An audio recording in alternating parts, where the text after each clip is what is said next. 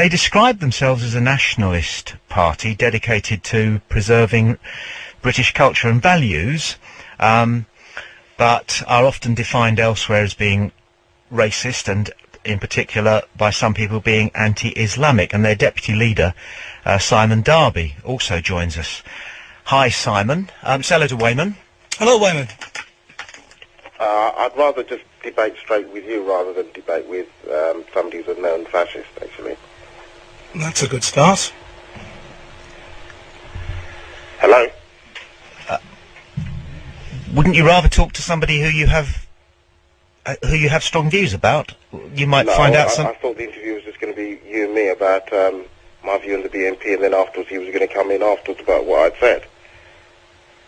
So, you're not prepared to enter into the democratic process and actually talk about... Well, my view is that I am prepared to enter the democratic process with people that abide by the democratic process. I think that people that start off by saying that there's a colour bar in their organisation about who can join, or base themselves off the politics of Adolf Hitler, until they stop doing that, then... How about the National Black Police Officers Association? Have they got a colour bar with membership? Hello? I can't hear you very well, I'm sorry. I'll tell you what, how about the Black Socialist Organisation? What about them? I mean, self-organised groups, gays and lesbians, and also women's organisations are there to try and progress equality.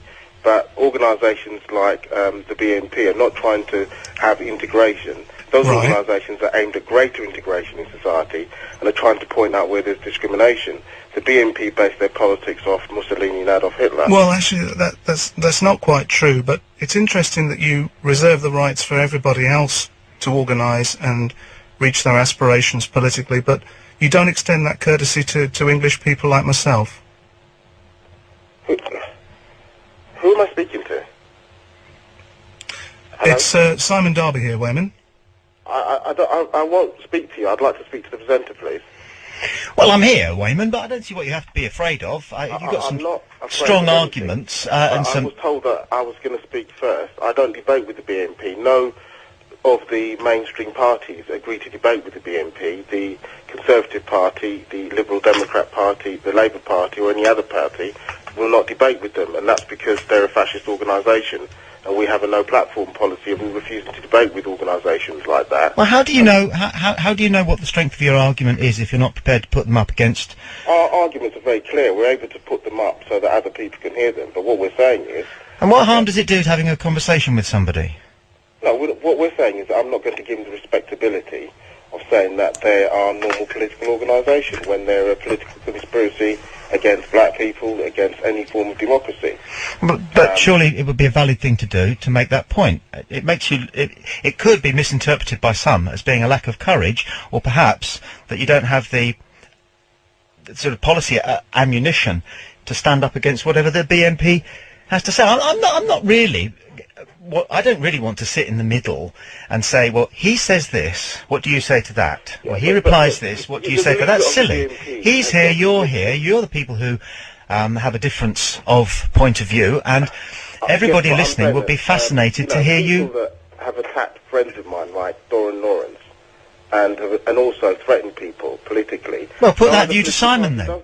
Why put that view to me when Simon is also listening? At the moment, there's an agreement with all the political parties, as long as they're kind of a polecat party, that that people don't accept them on the platform. Keith Vaz has recently shared a platform. Lembit Opik of the Liberal Democrats is quite happy to talk. We have Boris Johnson quite openly talking to our representative in the Greater London Assembly. What's so special about you? Let's be clear, there's no debate between the political parties setting up and trying to say that the BNP is a normal organisation. It's an organisation based on the British Union of Fascists through the National Front. It's a Nazi organisation. It's very, very clear it wants to bring back apartheid. What we're saying is that as long as you've got the leader of the BNP who says that the Holocaust didn't happen, that it was, that it was the biggest hoax of the century, and is convicted by British judges saying that. No, it wasn't. Say that. The British police force say that the BNP can't be inside because they're not a normal organisation. The General Synod, the Church of England, says that they're not a normal organisation. It's not just me that says that. The majority of mainstream and established organisations are very clear that fascist organisations are not acceptable in this country. Yeah, but that's all very well and good, putting in rules that then, by definition and by default, equate to a political party being a pariah. But, you know, you have to look beyond those rules. I mean, let's say, for instance, that we were in power and we decided we'd ostracise the UAF. Not that we would, but how would you feel about that? If I said to you, well, I'm not going to discuss your politics. Well, you've got your chance. You can speak to me, or you can speak to Tommy. No, I want to speak to the presenter. Right. Okay, go on then, Weyman. Look, we don't actually. I thought what we agreed on was that you put a series of questions to me, and if they wanted to answer, then that's up to the radio station. But you know, I don't get in debates with fascists because on the day they talk to you as they do now, but later on they attack you. Right? So. You know, I think that, you know, the idea of coming along in a suit and trying to be respectable seems to be all right. But on the other hand, I think they've got a long and clear history. John Lowe went around shooting people on the tube inside London because he wanted to kill black people. David Copeland, who planted the bomb inside Soho, was a BNP. Well, hang on, Weyman. I've got to say... wait, if I may. I've got who we're talking about here. Weyman, I've got to say, as a journalist, I can't really allow you to make comments like that without making it absolutely clear that those are your accusations. No, they're not accusations. They're proven facts. Well, whatever. However, you've laid an awful lot of accusations. You've used the word Nazi, which is pretty inflammatory. Obviously, it's what you believe, but the English Standards Board in this country, when a BNP member was called Nazi, said it was okay to define the BNP or call them in that, use that language about them. It's not just the UAF that thinks that. And I think what really saddens me is that, you know, maybe the Holocaust happened a long time ago. People don't remember who Adolf Hitler was, or they don't remember how it developed. But, you know, we've got to be very, very clear that Oswald Mosley was British. And if you trace the roots of the British National Party, they trace back to Oswald Mosley. And we've got to be very clear about who these people are. I mean, what I find really surprising is a Nazi organisation, or an organisation that's has its traditions in fascism, is unwilling to acknowledge that. I mean, that's the first warning, and they're not being prepared to be very, very clear about their roots and origins. Simon. Well, it's interesting when you listen to him, just how many times he uses the certain key words, Nazi, racist, Holocaust, and all of this. I mean, it's nothing to do whatsoever with British politics, with people losing their jobs as we talk, with high levels of crime, with the economy crashing and whatever. It's an absolute nonsense, and really it's an insult to people listening. That you think that by using these words that you can stigmatise an argument that's very, very popular amongst British people. I mean, we recently got 30% up in Manchester of all places. So really, for you to take this very highfalutin, high-hand opinion and pose as some kind of bastion of mainstream ideology, I find quite amazing, to be honest. But if you want to look at your own organisation, I mean, do you contest elections yourself? A question for you from the presenter, Weyman. Do you contest elections? We're an organisation made up of different political parties. You know, even David Cameron signed up to our organisation, and so's you know, the leading elements of the Labour Party and the Liberal Democrats. We are a pressure group which says that we don't want fascist organisations. I understand that the Front National, which Le Pen says that the Holocaust was a small detail in history. I believe that people acknowledge that Le Pen's a fascist, the NDP, the other organisation. Okay, but I'm comfortable having to ask Simon's questions for him, but I believe his question is along the lines of, do you submit yourself to a democratic process? And obviously, because you're a sort of a kaleidoscope organisation, the answer is no, you don't. No, but also, can we be clear about something else? In an economic recession and a crisis, right, as what happened in Nazi Germany or the rise of Mussolini, there's always a series of, you know, organisations that will come up and scapegoat people or blame people for what's going on. And I believe that what we're witnessing, of course there's a crisis for what's going on in society. Lots of people are suffering. But I don't believe that fascism's the answer. I don't believe... Neither do I. I'm not a fascist, and whilst I would accept that there is a recession, there are similarities with the great crash of 1933. We're very much pointing the finger at the bankers. It's nobody else's fault, other than criminal mismanagement from the government. It's very much the bankers. We're not making a racial issue out of this. There are West Indian Christians in my constituencies that are suffering just as much, people who actually vote for the BNP. So to make it out to be a black and white issue economically, I think is a fallacy. You didn't answer the question about whether or not you contest elections. I'll ask you another one. Who pays your bills? Weyman, question, who pays your bills at the UAF? You know, we've got members of people that join and they join and pay. We've got thousands of members that join and pay a subscription. We also get donations from the trade union.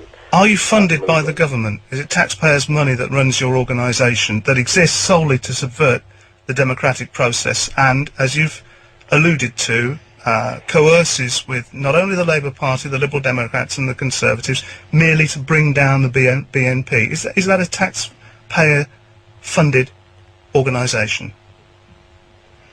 Weyman, are you getting money from the government in any way, shape or form? No, we don't get any money from the government or anything like that. We get money from Holocaust survivors, family, people that were murdered, which the BNP denies. We get money from people that face racist attacks, which have been organised by the BNP. We get money from people that are concerned... Again, I just have to step in and say that those are entirely your allegations, Weyman. They're not allegations. Well, yes, the allegations the leader of the BNP is no, a convicted Weyman, Holocaust denier. Sorry, actually that's not true, Weyman, because there's no such offence of Holocaust denial in this country. So how can he be convicted criminal, isn't he? Well, that's not what you said. Are you denying that he's not got a conviction? He has got he's got a conviction for... It's a free speech. It's a thought crime. He's got a conviction for racial incitement. Well, right? If you want to go... This is part of the lies of the fascists. I mean, they just refuse to accept, right, that is the case. And whenever their members, one of their members was a dentist, was caught with huge hauls of explosives. Suddenly, he's not a good member, he's just a court member. Let's be very clear about this. The biggest thing about the problem with the fascists is they tell lies. I mean, Nick Griffin has a conviction. Does Jerry Gable, one of your close associates at Searchlight, does he have a criminal conviction? And if he did, would you share the kind of opinions that you just said about ourselves? Question there, you did hear it, Weyman, so here it is now, me repeating it, so you're not talking to Simon Darby, but me. Right. Okay. You asked me that. I have to ask you the question that Simon just asked you. There's a gentleman at Search... Gable has a lifelong tradition of standing up against fascism, and you know... Does he have a criminal conviction? There's lots of people with different types of convictions who I've worked with. I'm not saying there's any kind of problem. What I am saying about that is there's a difference between a political leader. There's no political leader in this country that has a conviction for incitement to racial hatred. There isn't one. The only leader of any fascist or racist organisation is the BNP. And we have to be very clear about that, and that's something they don't put inside their documents. Well, let me just tell you about that criminal conviction, because most people in this country would be astonished and very angry that you can actually get a criminal conviction for what Nick actually did. He published a magazine in which one of the things he was convicted for was an illustration of some Viking ships sailing out to sea, and it had a woman looking from the coast. That was interpreted as a message that we wanted to send everybody back in a boat. Now, I don't mind you talking about that kind of criminal conviction, because most people on hearing the truth would be absolutely amazed that in this country, the so-called cradle of democracy and an area of the world where free speech is cherished, somebody could actually face a prison sentence for that. 2 years ago, Nick Griffin was on trial, which most people know, in Leeds. He made some very hard-hitting, but in my view, poignant and truthful comments about fundamentalism. He faced 7 years in prison merely for something that he said. Now, you've accused us of being a fascist organisation. Do you agree with those kind of measures of locking people up in prison if they say the wrong thing? Overreaction by the judiciary and the establishment, Weyman, your comments? He wasn't convicted for that. He was convicted for saying that a few people were turned into lampshades and whatever. No, he wasn't. But he said it was the biggest hoax in history. That's what he was convicted again, lies. Right? He was convicted because he wrote a document that denied the Holocaust and linked that with what the problems of ethnic groups are in Britain. That's why he was convicted. You can look up the case yourself if you just to prove that these people tell lies. I was there, Weyman. Tell me. Why I believe that, everybody's in favour of freedom of speech. That's what we want to defend. But you have to live in a society where you're allowed to do that. And unfortunately, the BNP have a long tradition, and the National Front, and fascist organisations, and the BUF, of suppressing people's democratic rights. Because after all, that's what Hitler did. He said, elect me. When he came to power, he stopped everybody's democratic rights. Now, the BNP call the Second World War the Brothers' War, because they think that fundamentally fascism shouldn't have been fought. And I think we have to be very clear, and that is the tradition that they stand in. That was Weyman Bennett of UAF, Unite Against Fascism, and he was talking to Simon Darby, the deputy leader of the BNP. Who won that one? What were your thoughts there? Who came out of that one the best? It's not just in these sorts of contests a question of who had the best arguments and who put them the best, but there are a whole variety of things. You might have an instinctive liking or disliking for somebody in a dispute such as that. You might feel that Weyman Bennett was rather ridiculous to say that he wasn't going to talk to Simon Darby, and I, the host, had to relay Simon's questions to him, although on occasion Weyman couldn't wait to get stuck in himself. As for the bit about who am I speaking to, 60 seconds after he'd been told it was Simon Darby, and I do have an issue with Weyman Bennett claiming that he didn't know he was going to be on with Simon Darby. I don't know how clear you have to make it that that you're going to be talking with somebody if you're invited to be in an interview with them, that they're going to be there at the same time as you. It's possible that Weyman genuinely believed that we were going to interview him and finish that interview and then talk to Simon Darby as a separate interview. But good listener, is that what you wanted to hear? No.